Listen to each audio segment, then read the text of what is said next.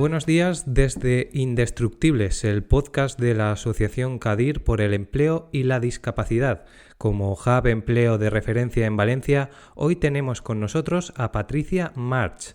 Patricia es abogada especializada en discapacidad e incapacidad laboral y como responsable de la unidad jurídico-legal de la asociación, tiene en su día a día una relación muy directa con toda la casuística jurídica que tiene incidencia en la empleabilidad de personas con diversidad funcional. Bienvenida, Patricia, a nuestro espacio. Hola, buenos días. Bueno, en primer lugar, Patricia, nos encantaría saber un poquito más sobre la función de la unidad jurídica y tu labor en ella. Sí, pues bueno, la función de la unidad jurídica en la asociación en los tiempos actuales es básica. Y digo básica porque estamos en un mundo totalmente legislado, donde salen leyes continuamente y donde se requiere un nivel de especialización para explicar al usuario, tanto a la asociación como a los asociados, a todos aquellos beneficios o acceso al empleo o a las empresas, todo lo que pueden obtener en función de su grado de discapacidad o conforme la normativa que va saliendo, para estar siempre desde la unidad jurídica, que todo aquel que quiera tener acceso a la misma estará a su entera disposición. Bueno, y durante tu trayectoria habrás tenido consultas de todo tipo, supongo, debido a las lagunas de conocimiento que hay no solo por parte del colectivo, sino también de sus familiares y de las propias empresas, ¿no? Es continuo. Yo llevo 20 años en el tercer sector. Llevo 20 años de abogada especialista, tanto como has dicho, en discapacidad, diversidad funcional e incapacidades, y sigue existiendo a día de hoy, pese a que repetimos incansablemente lo mismo, sigue existiendo muchas dudas. La gente duda entre lo que es una incapacidad permanente de carácter contributivo, su compatibilidad o no con el trabajo, se confunde con lo que es una discapacidad y el grado, que no tiene nada que ver con una incapacidad laboral. Se confunde también con las prestaciones de incapacidad de carácter no contributivo, con las prestaciones por hijo a cargo, si con esas pueden trabajar o no.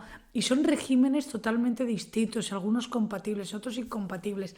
Y existe muchísimo desconocimiento, a veces hasta de las propias administraciones públicas, que no llegan hasta el punto de los matices de un sector tan especializado en el acceso al mercado laboral con una discapacidad.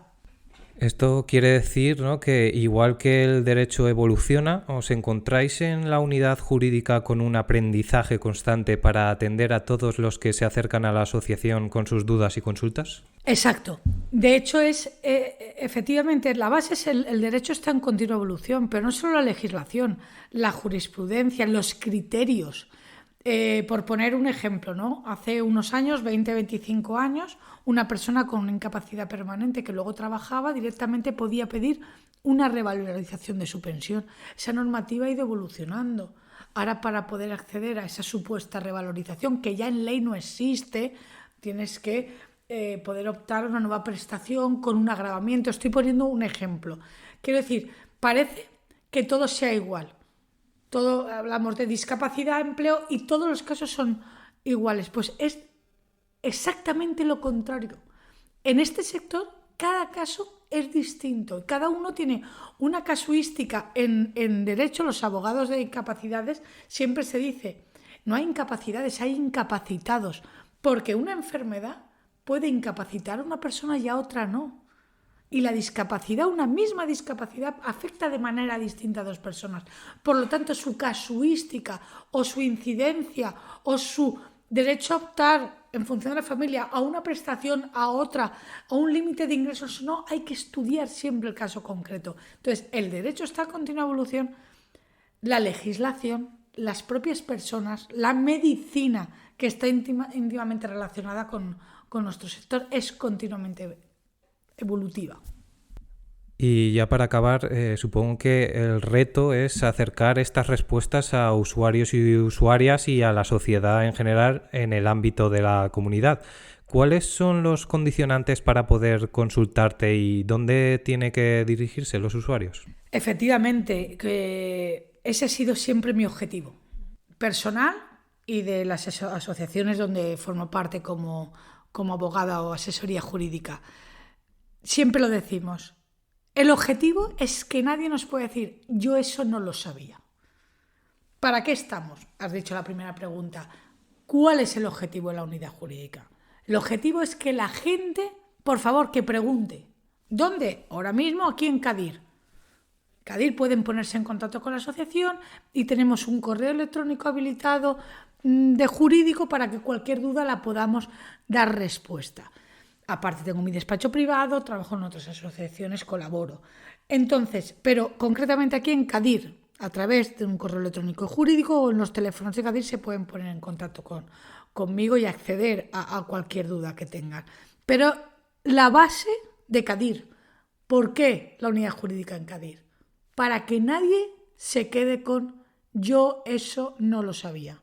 Para eso estamos, para que podamos tener acceso a toda esa información y no perdamos ningún derecho por no lo sabía.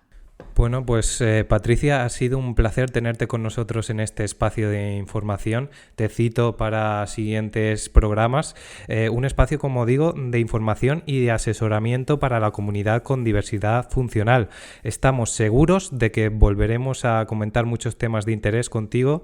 Gracias por todo, Patricia, y nos vemos pronto. Y a ustedes, queridos oyentes, les citamos para el próximo capítulo de Indestructibles. Hasta la próxima.